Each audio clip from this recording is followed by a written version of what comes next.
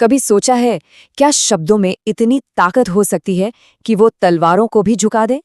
क्या मंच पर जलाई गई एक रोशनी एक पूरे साम्राज्य पर छाए अंधेरे को मिटा सकती है?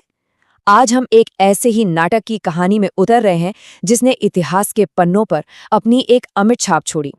हमारा ये पूरा का पूरा विश्लेषण पता है इसी एक सवाल पर टिका है। क्या एक नाटक सिर्फ मनोरंजन होता है या ये एक हथियार भी हो सकता है? सोचिए, एक ऐसा हथियार जो सोई हुई चेतना को जगा दे और एक क्रांति की, एक रेवोल्यूशन की नींव रख दे। बात है साल 1928 की। भारत की हवाओं में ना आजादी का जुनून था और दिलों में संघर्ष की आग बस जल रही थी। और ठीक इसी माहौल में जयशंकर प्रसाद ने अपनी कलम उठाई। पर उनका मकसद सिर्फ एक नाटक लिखना नहीं था। नहीं, उनका मकसद था इतिहास के एक भूले हुए नायक को जिंदा करना, ताकि अपने समय के नायकों को एक नई राह दिखा सके। तो चलिए उस दौर में वापस चलते हैं, ये समझने के लिए कि स्कंदगुप्त आखिर सिर्फ एक नाटक क्यों नहीं था। हमें उस समय की नब्ज को पकड़ना होगा। वो भारत कैसा था और क्यों एक नाटककार को एक कहानी में, एक प्ले में पूरे देश का भविष्य दिखाई दे रहा था। प्रसाद का कमाल देखिए, उन्होंने मानो समय में एक पुल बना दिया।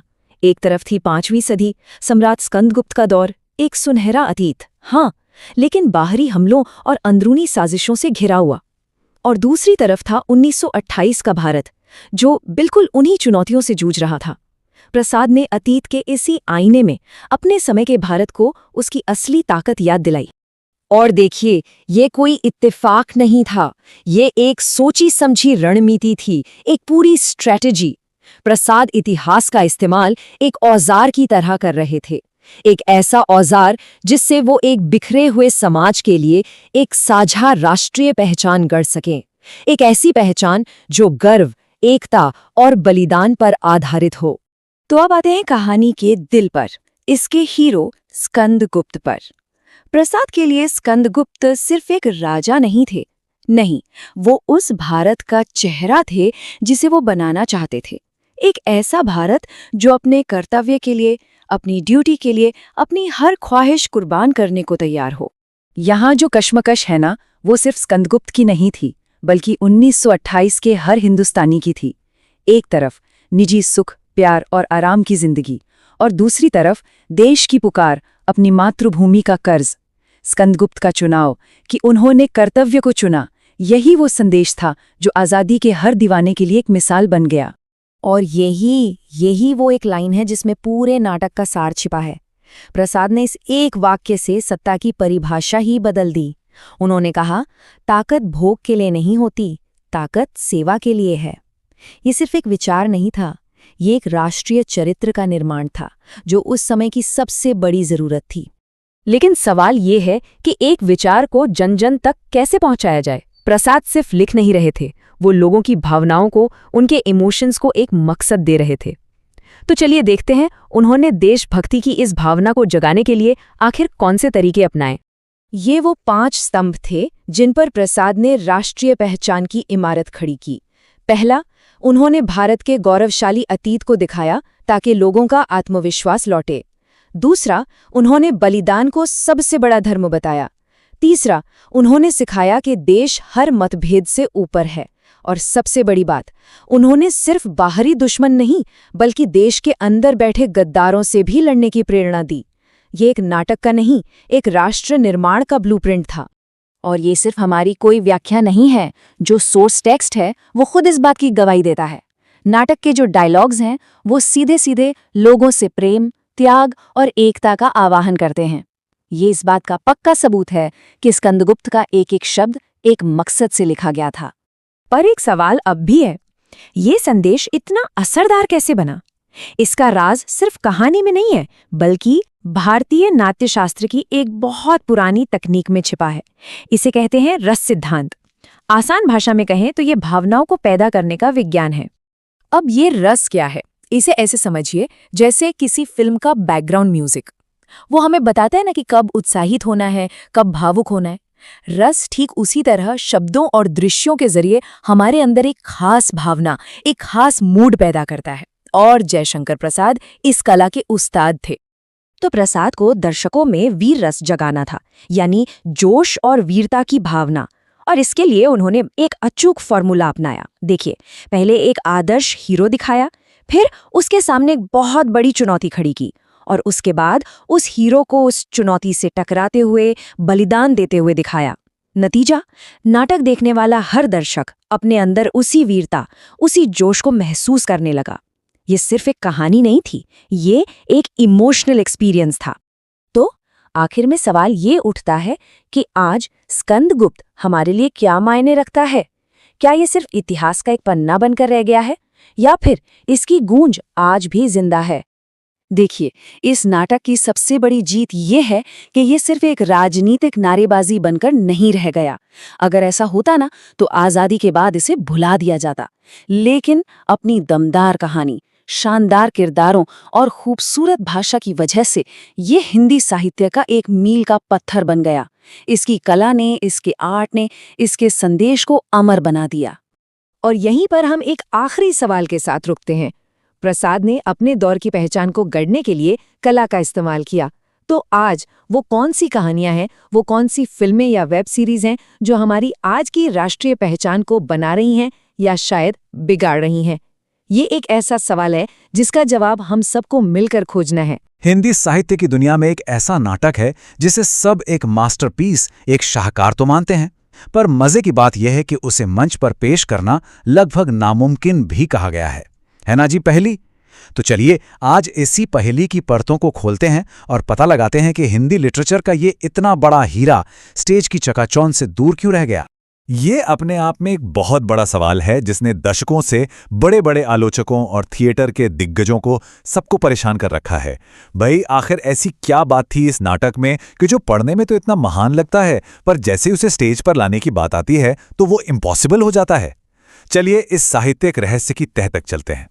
और इस पूरी कहानी, इस पूरी पहेली के केंद्र में है एक नाम, जयशंकर प्रसाद। ये कोई आम लेखक नहीं थे, ये वो थे जो अपने समय के थिएटर के बने बनाए रास्तों को तोड़कर एक नई राह बनाना चाहते थे। उन्होंने एक ऐसा सपना देखा, एक ऐसा मास्टरपीस बनाया जिसके लिए शायद उस दौर के मंच तैयार ही नहीं थे। अब जरा सोचिए, प्रसाद जी के सामने पहली चुनौती क्या थी? इतिहास। वही इतिहास जो अक्सर हमें किताबों के पन्नों में बहुत सूखा और बेजान सा लगता है। सवाल ये था कि उसे जिंदा कैसे किया जाए, उन धूल भरी घटनाओं में जान कैसे फूंकी जाए कि वो किरदारों के जरिए मंच पर धड़कने लगे। देखिए, प्रसाद के लिए ये सिर्फ एक नाटक लिखने जैसा काम नहीं था, ये एक मिशन था। वो इस बात को अच्छी तरह समझते थे कि कोई भी देश अपने भविष्य को तब तक मजबूत नहीं बना सकता जब तक वो अपने अतीत की जड़ों को ना पहचाने, उसे महसूस ना करे। वो इतिहास के पन्नों से सिर्फ एक कहानी नहीं निकाल रहे थे, वो आज के भारत के लिए प्रेरणा और हिम्मत ढूंढ रहे थे। लेकिन ये सवाल तो अपनी जगह था ही, 1500 साल पुरानी कहानी को आज के दौर में रिलेटेबल कैसे बनाया जाए? ये कोई आसान काम तो है नहीं, पर प्रसाद के पास इसका एक तरीका था। कह सकते हैं एक तरह का सीक्रेट फॉर्मूला था जिसके जरिए वो अतीत में झांक सकते थे। और ये रहा उनका वो सीक्रेट फॉर्मूला। उनका पहला नियम था, कहानी की नींव असली ऐतिहासिक किरदारों पर रखो। दूसरा, इतिहास में जो घटनाएं इधर उधर बिखरी पड़ी हैं उन्हें एक धागे में पिरो दो। तीसरा, जहां पर इतिहास खामोश हो जाए, जहां फैक्ट्स न मिले, वहां अपनी कल्पना से रंग भर दो। और चौथा, जो सबसे जरूरी था, कहानी को दिलचस्प बनाने और आगे बढ़ाने के लिए कुछ नए काल्पनिक किरदार बनाओ। ये सिर्फ नियम नहीं थे, ये इतिहास में जान डालने का जादू था। ठीक है, तो इतिहास की चुनौती तो उन्होंने पार कर ली, लेकिन अब आया नाटक का वो पहलू जिसने शायद सबसे बड़ा विवाद खड़ा किया। वो थी इसकी भाषा। एक ऐसी भाषा जो इसकी सबसे बड़ी ताकत भी थी और कह सकते हैं इसकी सबसे बड़ी कमजोरी भी। यहां तो भाई एक असली जंग छिड़ गई थी। एक तरफ थे आलोचक जो कह रहे थे ये भाषा बहुत कठिन है, ये आम लोगों के बस की नहीं है, ये स्टेज के लिए बिल्कुल नहीं बनी है। और दूसरी तरफ अकेले खड़े थे प्रसाद, और उनका जवाब क्या था? वो कहते थे, मैं कोई गली मोहल्ले की कहानी नहीं लिख रहा, मैं गुप्त साम्राज्य का गौरव दिखा रहा हूं, और उस गौरव के लिए, उस भव्यता के लिए ऐसी ही राजसी भाषा चाहिए। अब जरा इस लाइन की गहराई देखिए। ये कोई आम डायलॉग नहीं है, ये अपने आप में एक सोच है, एक दर्शन है। प्रसाद की भाषा आपको सिर्फ कहानी नहीं बताती, बल्कि आपको उस दौर के माहौल में, उस समय की सोच में सीधे ले जाकर खड़ा कर देती है। वो आपको सोचने पर मजबूर कर देती है। तो सवाल यही उठता है कि आखिर ये था क्या? क्या ये मुश्किल भाषा वाकई इस नाटक की कोई कमी थी, या फिर यही इसकी असली आत्मा थी? क्या हर महान कला का आसान होना जरूरी है, या कुछ कलाएं हमें चुनौती देने के लिए ही बनी होती हैं? चलिए भाषा के इस विवाद से थोड़ा आगे बढ़ते हैं और बात करते हैं उस चीज की जो शायद प्रसाद का सबसे बड़ा और क्रांतिकारी काम था, उनके किरदार। ऐसे किरदार जिन्होंने भारतीय थिएटर के सारे पुराने सांचे ही तोड़कर रख दिए। असल में प्रसाद के किरदार सिर्फ इतिहास से उठाए गए लोग नहीं थे, वो तो उस नए भारत के आदर्श थे, वो आइडियल थे जिसकी वो कल्पना कर रहे थे। एक ऐसा भारत जो सिर्फ ताकतवर नहीं बल्कि विचारशील भी हो, जो संवेदनशील हो और जिसके नैतिक मूल्य बहुत मजबूत हों। और अब मिलिए हमारे हीरो स्कंदगुप्त से। ये कोई टिपिकल हीरो नहीं है जो बस तलवार चलाता है और जीत जाता है। नहीं, ये एक विचारक है जो अपनी ड्यूटी और अपने प्यार के बीच फंसा हुआ है। ये एक दार्शनिक राजा है जो बाहरी दुश्मनों से ज्यादा अपने मन के अंदर चल रही जंग से परेशान है। उस जमाने में ऐसा उलझा हुआ इतना मानवीय हीरो ये अपने आप में एक क्रांति थी। और अब जरा देवसेना की ये लाइन सुनिए, मेरा हृदय कोई वस्तु नहीं, मैं स्वयं उसकी स्वामिनी हूं। सुन रहे हैं आप? ये एक डायलॉग नहीं है, ये एक ऐलान है, एक घोषणा पत्र है। उस दौर में जब महिलाओं को अक्सर बेबस दिखाया जाता था, प्रसाद की हीरोइन अपने दिल की और अपनी किस्मत की मालिक खुद बन रही थी। प्रसाद की महिलाएं सच में एक क्रांति थीं। वो सिर्फ हीरो की प्रेमिका बनकर नहीं रह गईं। वो पढ़ी लिखी थीं, वो देश और राजनीति पर अपनी राय रखती थीं, वो आज़ाद सोच वाली थीं जो अपने फैसले खुद लेती थीं। उन्होंने भारतीय मंच पर औरत की एक नई, एक शक्तिशाली छवि गढ़ी। तो चलिए आप कहानी के सारे पहलुओं को समेटते हैं और वापस उसी सवाल पर लौटते हैं जहां से हमने ये सफर शुरू किया था कि आखिर इस नाटक के असंभव होने का असली सच क्या है।